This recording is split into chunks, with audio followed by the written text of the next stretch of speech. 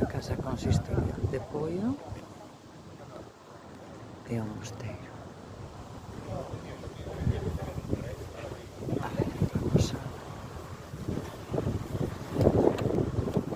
tratar de ir.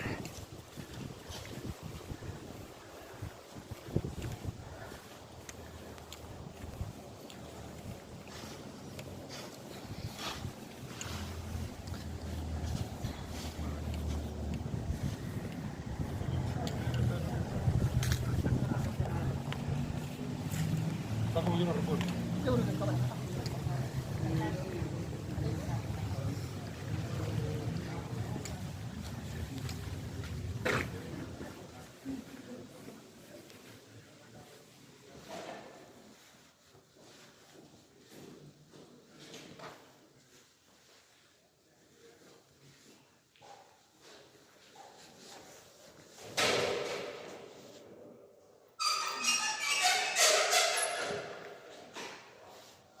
As capillas laterais.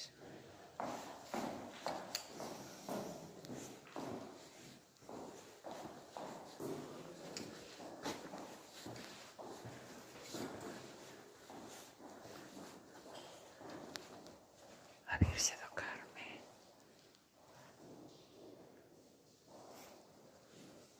Das Dolores.